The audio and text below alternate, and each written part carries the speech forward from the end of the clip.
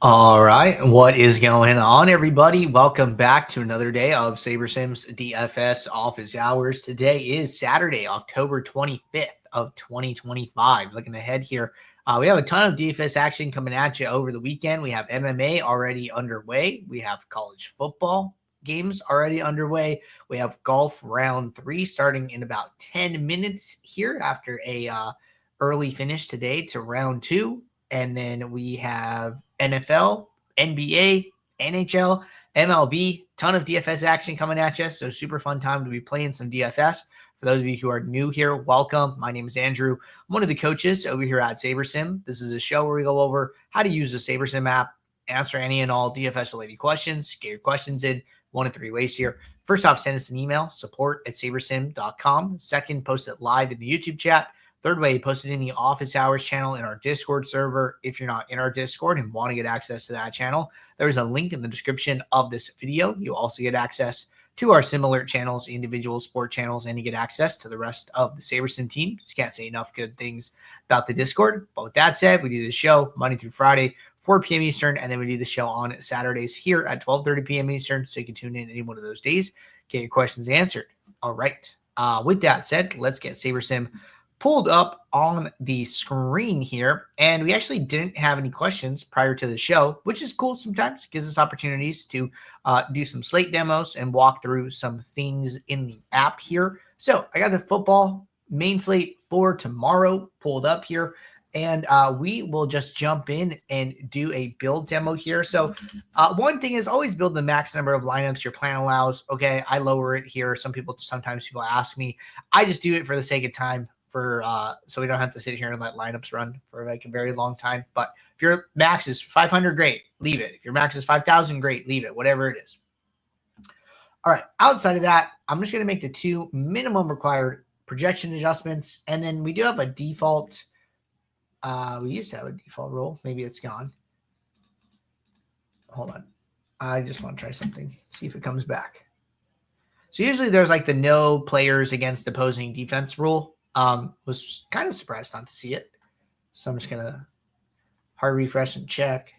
Okay, yeah, there it is. Don't use players against opposing defense.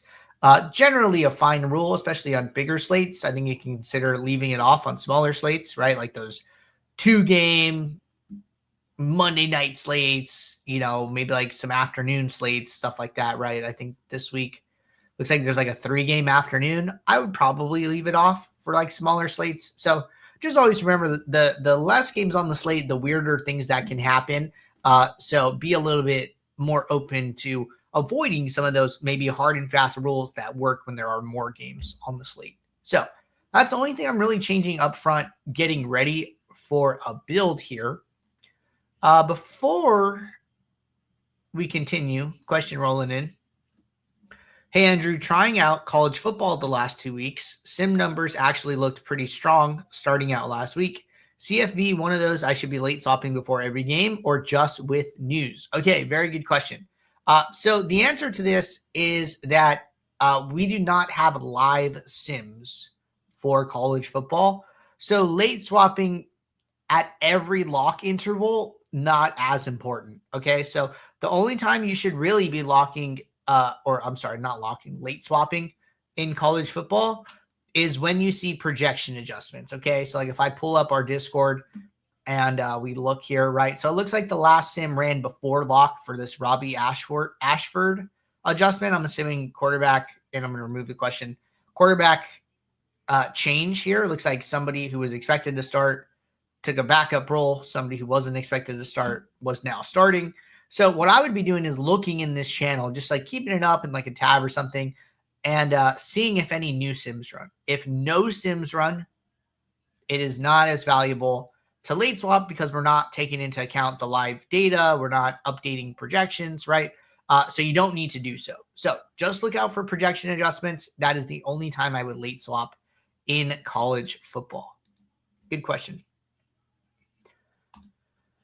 All right, next question. When I review my lineups the next day, when I check my pool, I seem to have very competitive lineups, but the lineups in my portfolio don't do as well. Are there any tips or something I can do different to get the more competitive lineups in the portfolio, usually doing 150 max. Okay, so this one's kind of hard, right?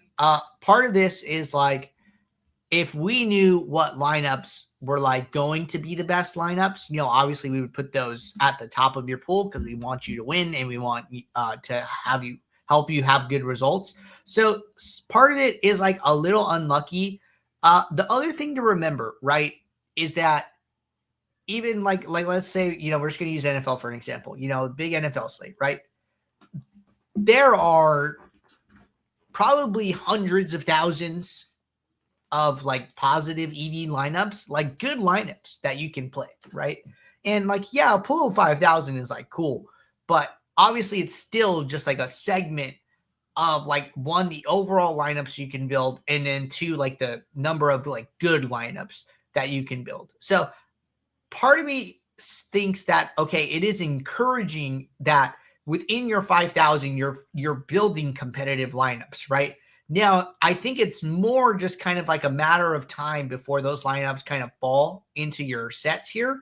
I don't think there's anything like particular you can do to weed those out and play those specifically, right? Some things you could do are maybe you're playing like a contest selection split that is like 80-20, with the 80% being like single entry and 3 max, and like the 20% being like 20 and 150 max. Maybe you flip that, right? Maybe you go 80% 20 150 max, 20% single entry 3 max.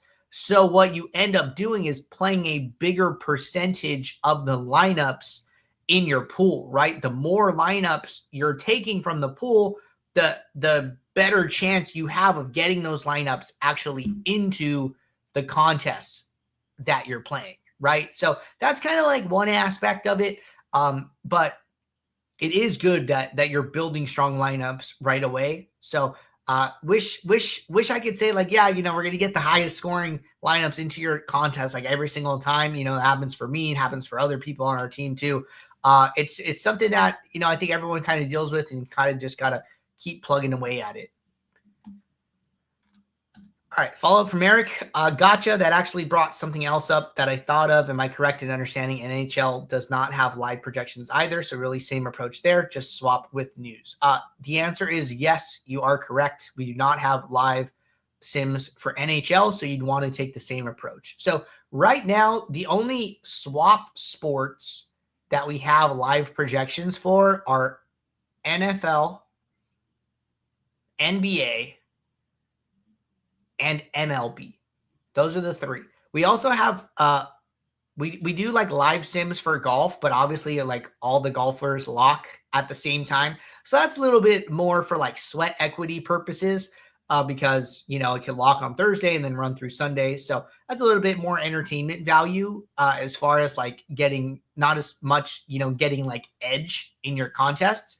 But those are like the 4 sports that I can think of right now, and I can check the sport log. Yeah, 1, 2, 3, 4.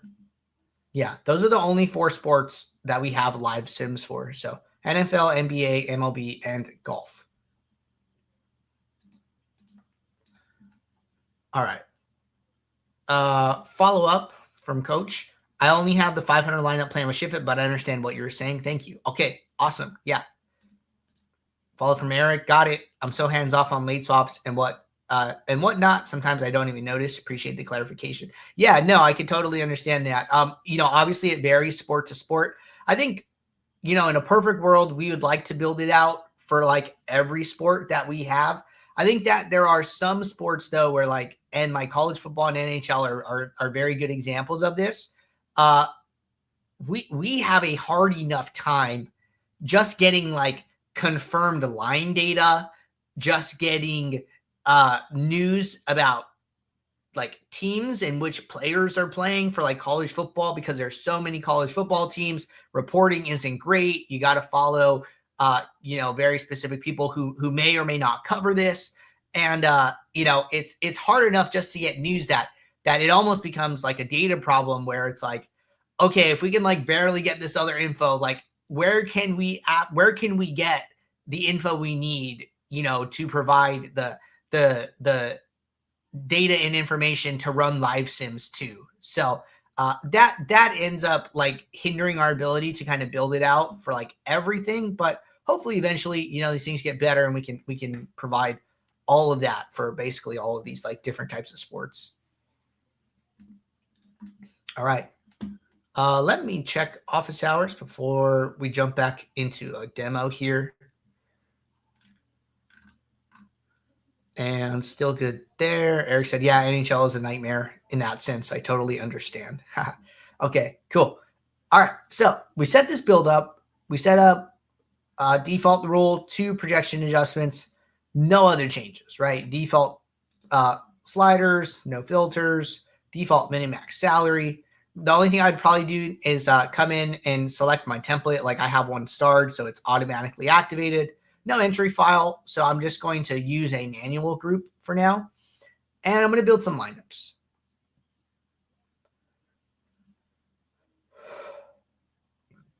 All right, we'll let these lineups run.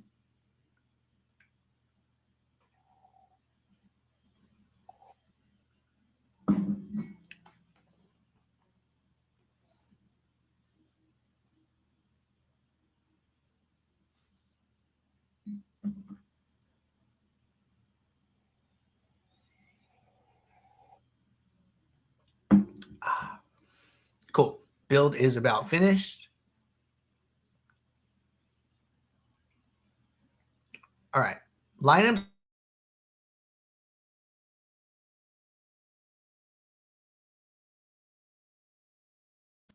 So remember how Portfolio uses Saber score, but then Portfolio Plus uses ROI.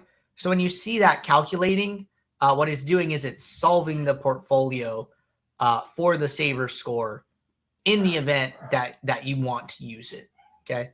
Here, I'm just going to use Uniques 1, and I'm going to use Saber score. So we got our lineups loaded up. Where is my projection exposure?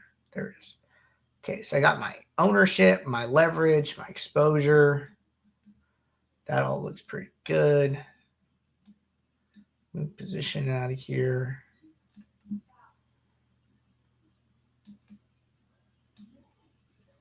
Sweet.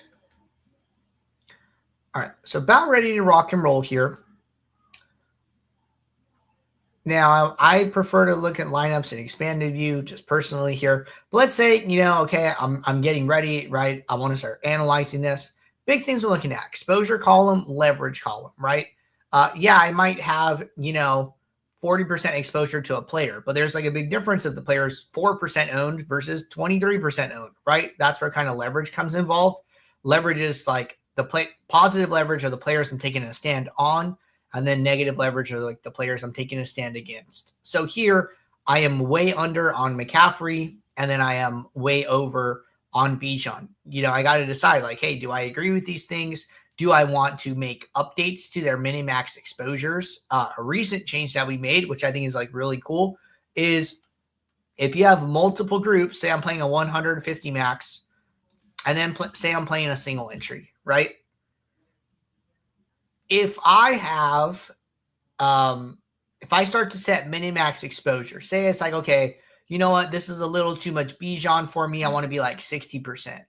Before, the minimax exposure used to get sent to each group, but now what happens is only exposures of either 0 or 100 get sent to single entries, and everything in between from 1 to 99% only gets sent to groups with more than one lineup. So here, a 60% max exposure on Bijan would only go to my 150 max, and it would still allow Bijan to be in the single entry here. So this is like a pretty nice quality of life adjustment that we made recently.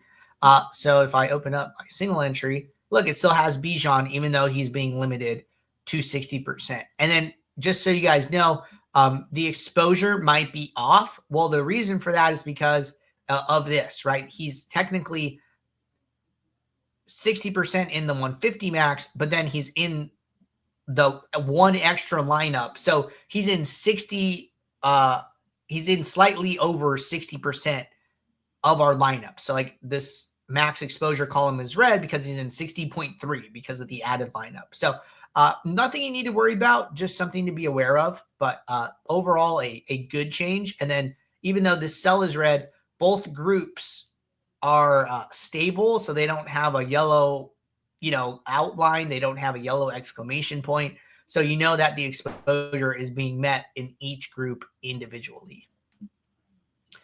But yeah, after that, it's really just kind of dialing this in, right? So we brought Bijan down. He's still our highest exposed player, but his leverage is in line with a lot of our other players. On the flip side, if we wanted to set a minimum exposure to McCaffrey, right? Maybe we don't want to be this far under. Maybe we want to be half his ownership. Okay, I can set a 10%. The 10% only goes to the 150 max. And now we're still negative leverage on him, but we're a little bit closer to our other negative leverage stands, and we're not so far against him. So it's just kind of managing risk. Basically, all this is managing risk, dialing things in to your liking. And then once you're happy, once your contests are assigned to your groups, this download lineups button will say save all. It'll be green. And then you can save it and then download the lineups from the upper left here. So that's a little bit of an NFL demo for you guys. All right. Looking around here, answered our questions in YouTube chat, caught up in office hours, knocked out a build demo. Think we're going to get out of here. Appreciate you guys tuning in. I'll be back Monday, 4 p.m. Eastern for our next show. So until then, everybody, take care. Good luck. Thanks. Bye.